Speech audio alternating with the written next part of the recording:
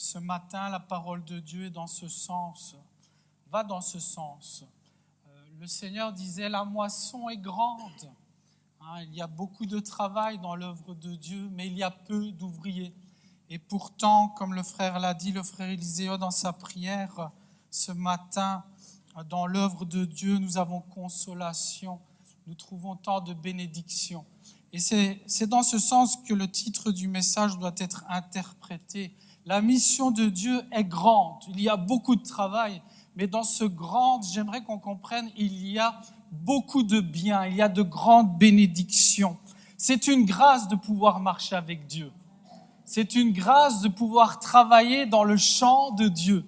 C'est une grâce, et Paul le disait aux chrétiens, il disait, puisque nous travaillons avec Dieu, nous vous exhortons à ne pas recevoir la grâce de Dieu en vain.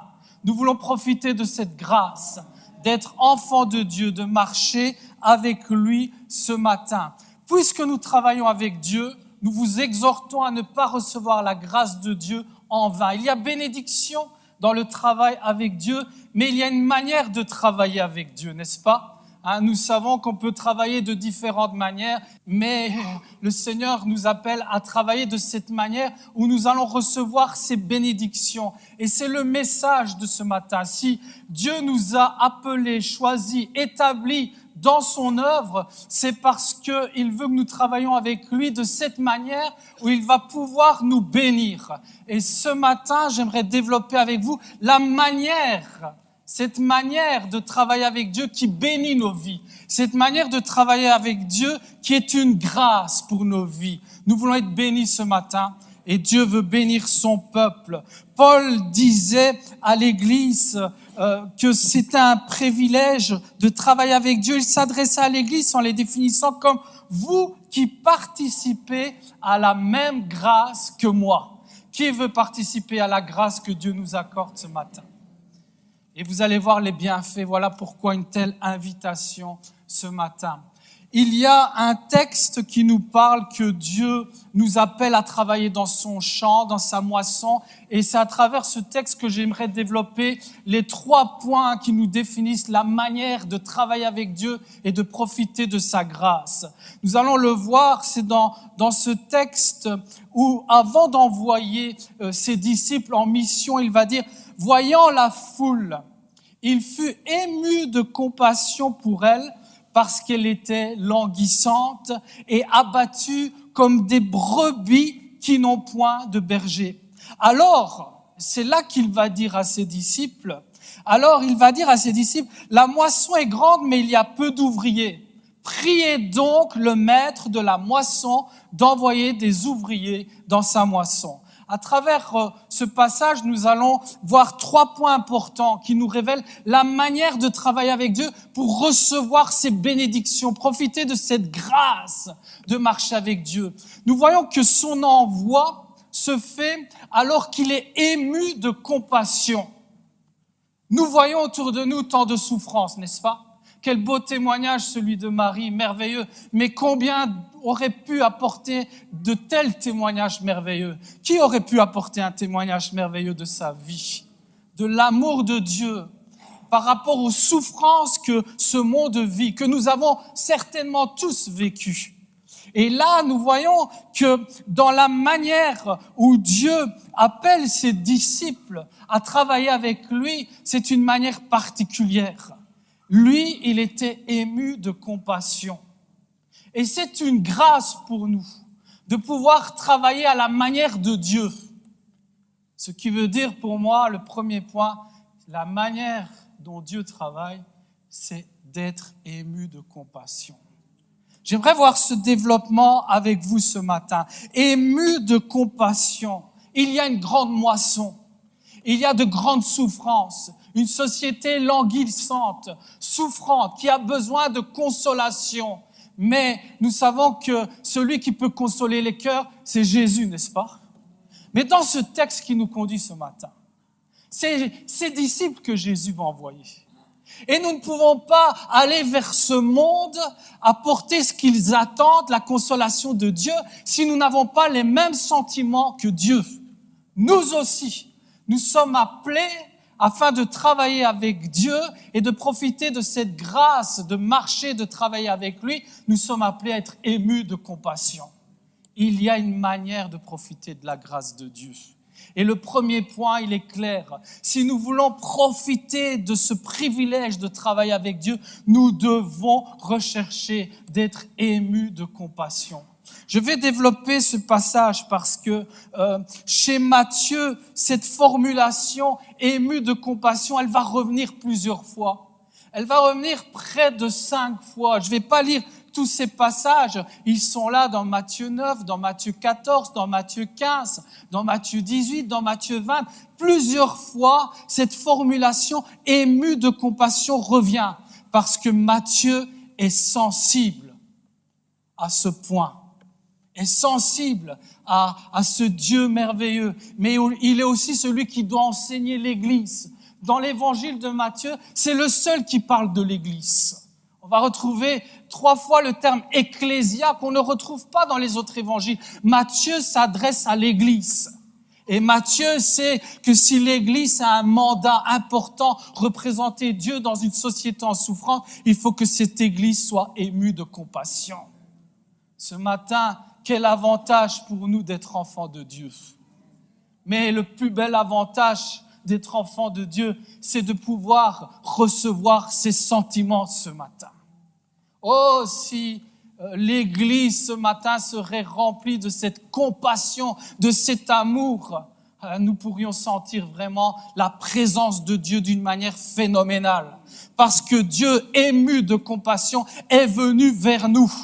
C'est ce sentiment qui le pousse à venir vers nous. Est-ce que Dieu est au milieu de nous ce matin? Est-ce que nous voulons l'inviter, ce Dieu ému de compassion? Est-ce que nous voulons sentir ce sentiment profond? Et je dis bien de sentiment profond. Pourquoi? Parce que le terme ému de compassion, on le voit, c'est un terme connu à l'époque. Et Matthieu va utiliser ce terme qui a été utilisé par Jésus. Mais regardons la définition. Le terme ému de compassion, c'est splagnon. Et il signifie compassion. Mais à l'époque, surtout dans le monde contemporain, on pouvait le définir comme un terme qui parle des entrailles. La compassion, être ému de compassion, c'est vraiment quelque chose qui vient des entrailles. D'ailleurs, Paul va utiliser cette traduction. Il va dire à l'Église, aux Colossiens, il dira « Ainsi donc, comme des élus de Dieu, saints et bien-aimés, revêtez-vous de compassion. » Et là, le terme va être traduit souvent dans l'épître aux Colossiens. Revêtez-vous d'entrailles, de miséricorde, de bonté, d'humilité, de douceur, de patience. La compassion, et Matthieu a compris ce terme que Jésus utilisait, la compassion à l'époque signifie quelque chose qui vient au plus profond de nous, des entrailles. Ce n'est pas un amour superficiel. On parle beaucoup d'amour dans notre société. Et même dans l'Église, malheureusement. Aujourd'hui, on parle beaucoup d'amour, mais surtout d'un amour superficiel. Ceux qui veulent travailler avec Dieu doivent vivre cet amour qui vient des entrailles.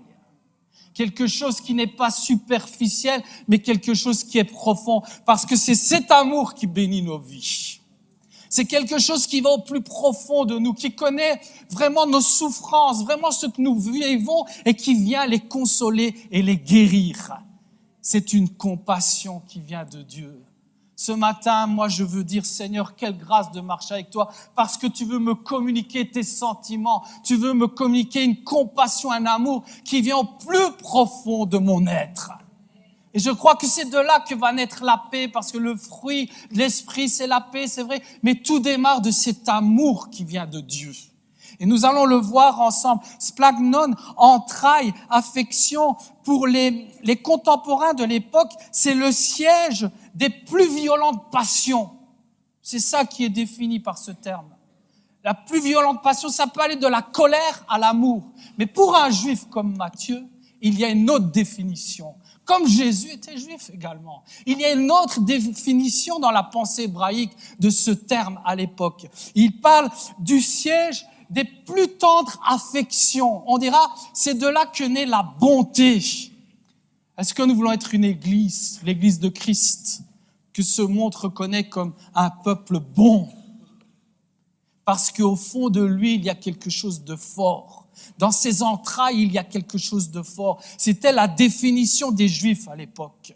Les entrailles, quelque chose qui vient du plus profond de nous. Et nous, chrétiens, nous savons que nous allons recevoir des enseignements précieux sur les fruits de l'esprit.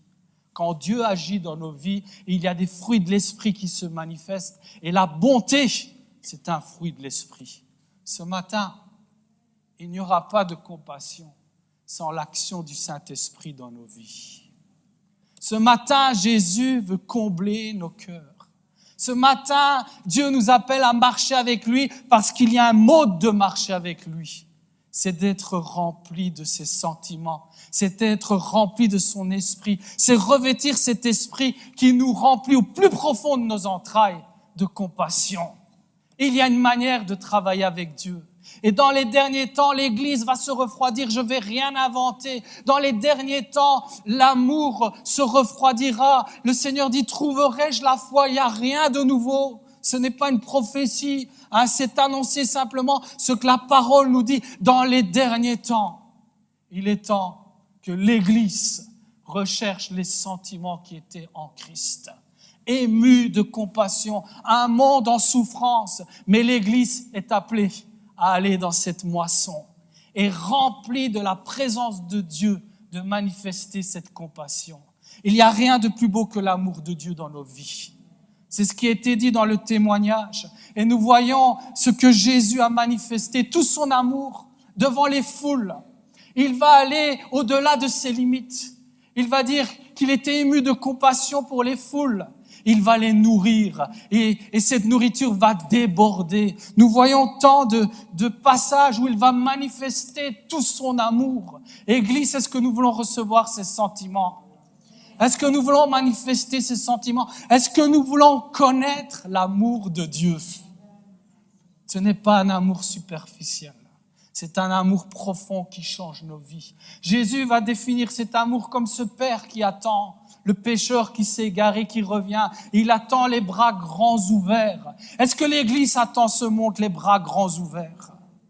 Est-ce que l'Église attend son prochain, qu'il revienne au Seigneur, de le serrer dans ses bras, de faire la fête, d'aller chercher le veau gras, de lui donner le plus beau des habits? L'Église, pour travailler avec Christ, a besoin du sentiment qui était en Jésus-Christ, a besoin de revêtir l'Esprit de Dieu. Qui veut être béni ce matin?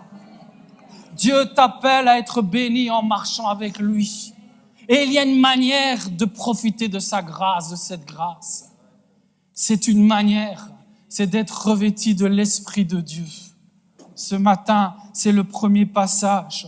Nous voyons d'autres passages merveilleux. Jésus, avec cette parabole du bon Samaritain, il va soigner celui qui est guéri, celui qui est évité de tous, qui est rejeté de tous. Est-ce que l'Église est sensible à ce qui se passe dans notre monde?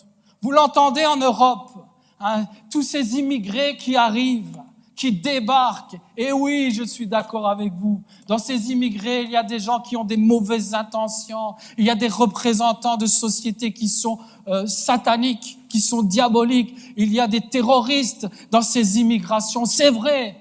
Mais la majorité sont des gens en recherche de consolation. Est-ce que l'Église, comme Jésus l'a enseigné pour parler de son prochain, en utilisant la parabole du bon Samaritain, est prête à aller soigner celui qui est là que personne ne veut, aller le conduire dans une auberge et donner de son argent pour qu'il soit nourri et logé? Nous avons besoin de la compassion de Dieu pour cela. Sans ce sentiment, nous n'accomplirons pas le travail à la manière de Dieu.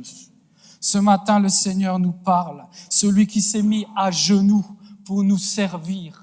Celui qui a dit à Pierre, Pierre, tu dois être serviteur des autres. Tu vas être un leader. L'Église est appelée à leader ce monde, mais il faut être serviteur des autres. Qui veut se lever et travailler à la manière de Christ? C'est servir ce monde qui est si mauvais, si méchant, en rébellion, qui a tant besoin d'amour.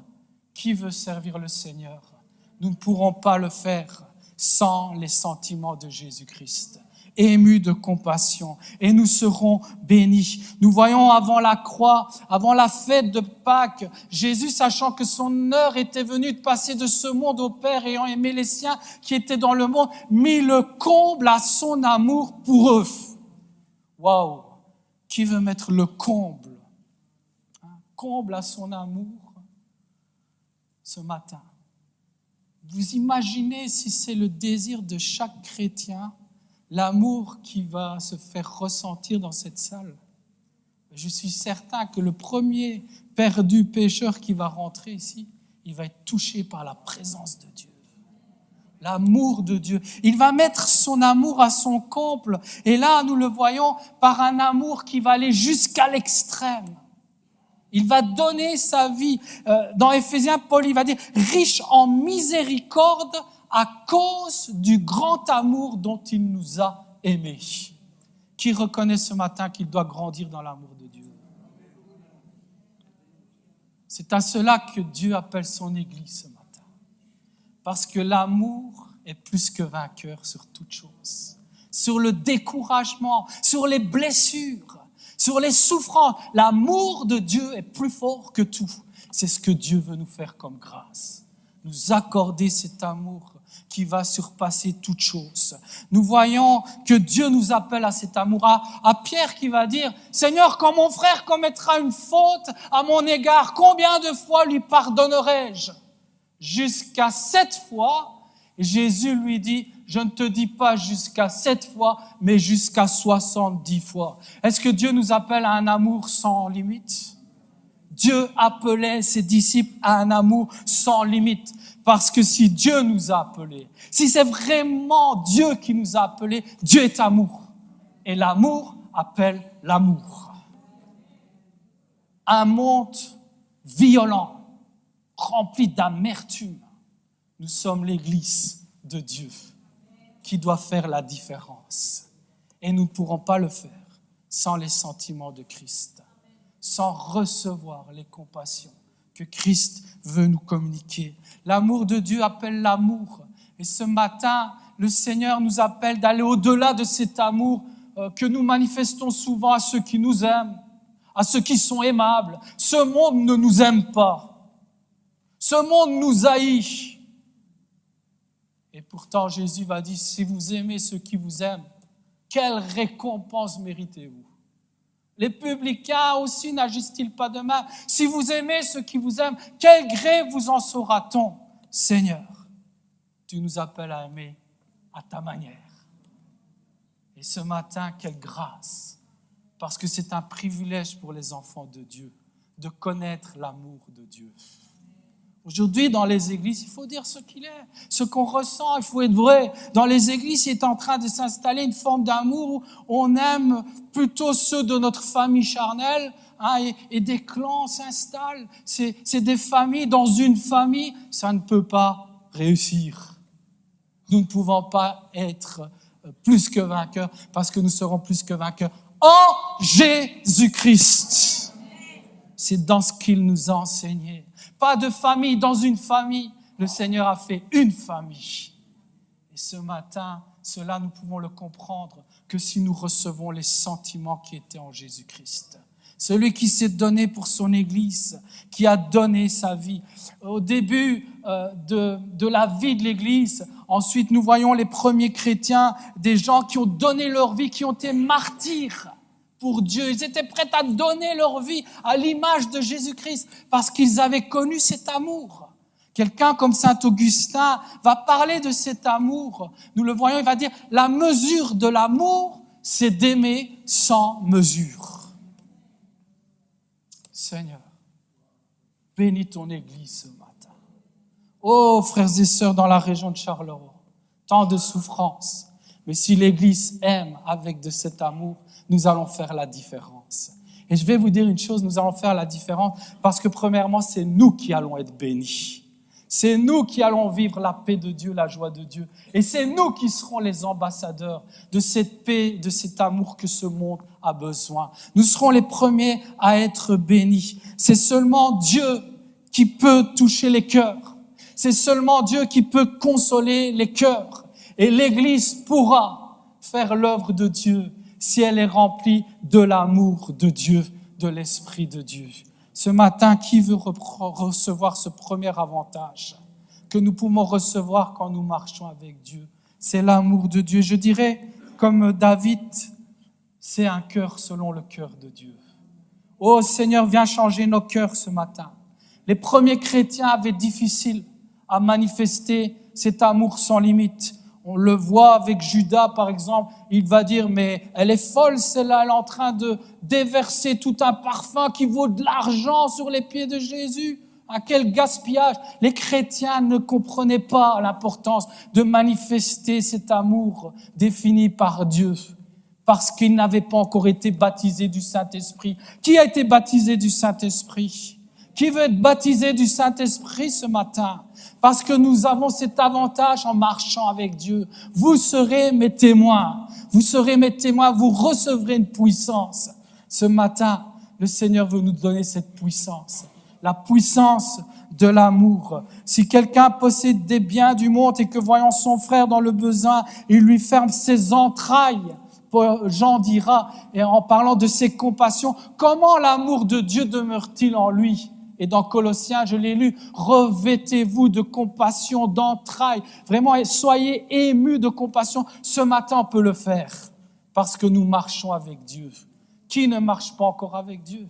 Ce matin, Jésus a tout accompli pour que tu marches avec lui. C'est un jour de grâce. Et nous allons avancer ce matin.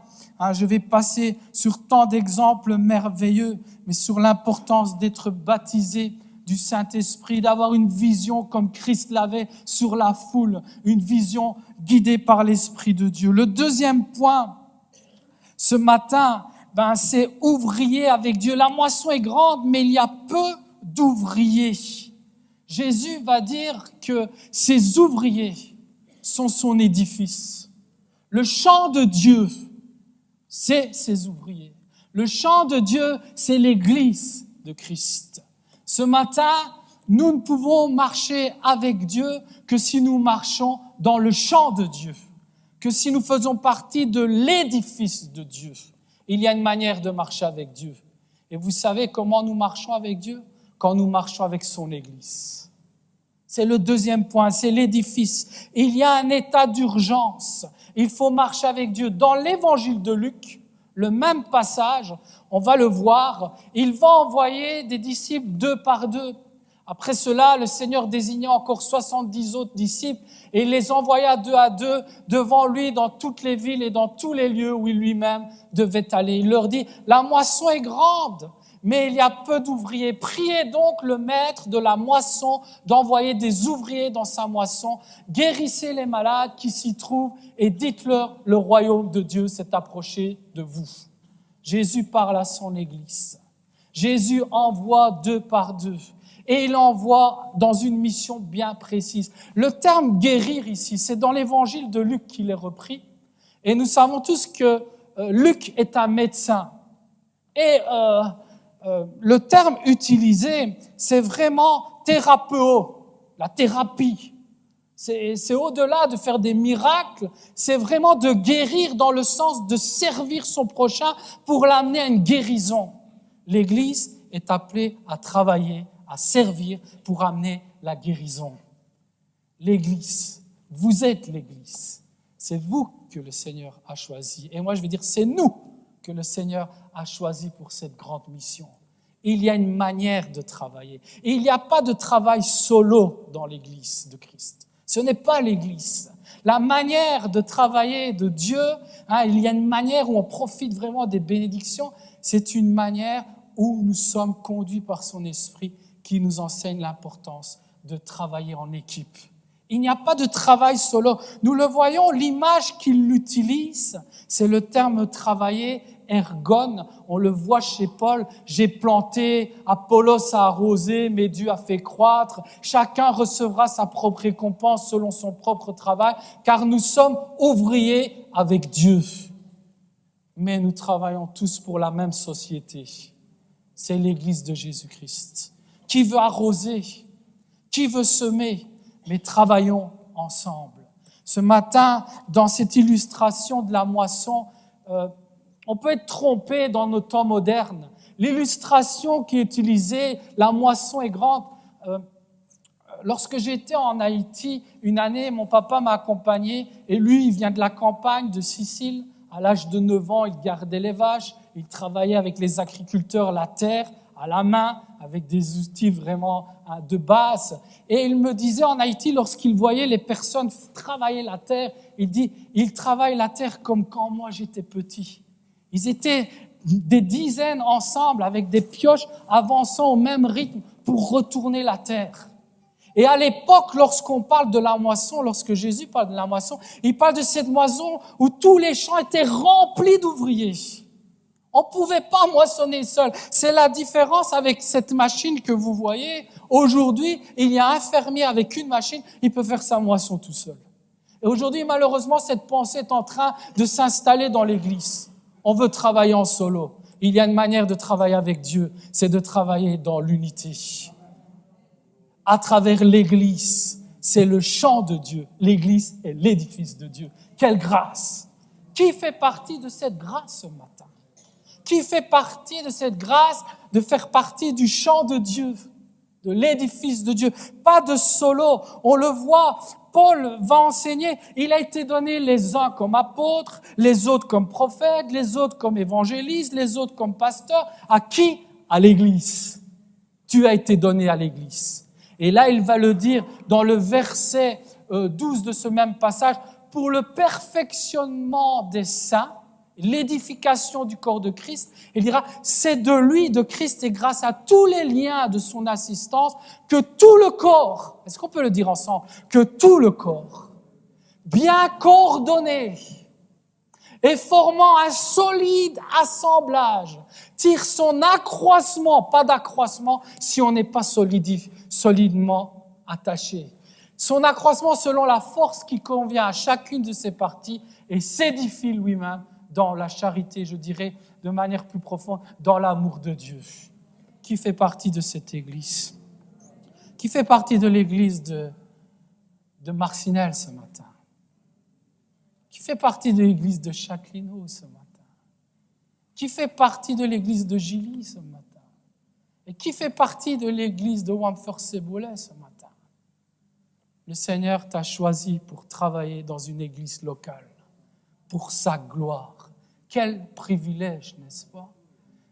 Et je ne parle pas des murs, je parle des âmes que Dieu a rachetées par son sang. C'est là où 2 ou 3 sont réunis en mon nom que je suis au milieu d'eux. Qui veut goûter à la présence de Dieu? C'est une grâce, n'est-ce pas? Et Matthieu va rappeler à l'Église l'importance de vivre cette unité. Ce matin, le Seigneur veut nous accorder la grâce de travailler avec lui. Mais il y a une manière de travailler avec Dieu. Le menteur, le trompeur nous fait croire qu'il y a d'autres manières alors que nous passons à côté des bénédictions. Mais l'Esprit de vérité est là ce matin. L'Esprit de vérité qui veut que son Église soit bénie. Pour travailler à la manière de Dieu, il faut être ému de compassion. Il faut les mêmes sentiments que Christ. Et il faut être ce chant de Dieu. Et le 3e et dernier point, Jésus va dire, c'est fort, il le dira, priez afin que le Maître envoie. On a parlé de la maison de Dieu. Jésus dira, la maison de Dieu est une maison de prière. Quelle grâce de pouvoir parler avec Dieu. Qui a des réunions sur son lieu de travail régulièrement? Qui a des réunions? Est-ce que ces réunions vous embêtent de temps en temps?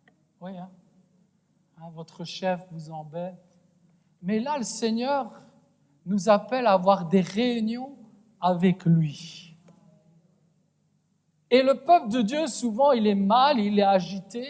Il devrait peut-être revoir son nombre de réunions avec le Maître.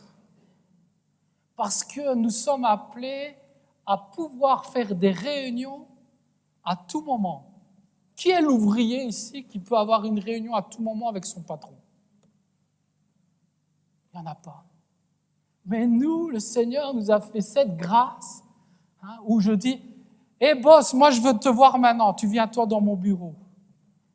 Et Dieu qui me dit, mais moi je suis déjà dans ton bureau. J'attendais l'invitation. Quelle grâce! Priez afin que le maître de la moisson envoie ses ouvriers, les fortifie, les équipe. Ce matin, 3 privilèges importants d'être bénis par cette grâce que Dieu nous accorde de marcher, de travailler avec lui. Alors ce matin, qui veut travailler à la manière de Dieu? Qui veut profiter de cette grâce de marcher avec Dieu? Je vais inviter le groupe de louanges à prendre son poste. Quelle grâce de pouvoir travailler avec notre Dieu. Est-ce qu'on peut lui dire merci ce matin? Quelle grâce de nous avoir choisis, Seigneur, appelés à être rachetés par ton sang pour marcher avec toi. C'est lorsque nous marchons avec ce Dieu merveilleux qu'il peut nous communiquer tout cet amour que nous avons besoin et recevoir un cœur selon le cœur de Dieu. Dieu veut changer encore nos cœurs ce matin. Qui a besoin d'être changé dans son cœur ce matin? Il y a un semeur dans ce monde qui vient semer, livrer sans cesse. Mais Dieu, le grand jardinier, vient encore ce matin pour changer nos cœurs et nous rendre un cœur selon son cœur.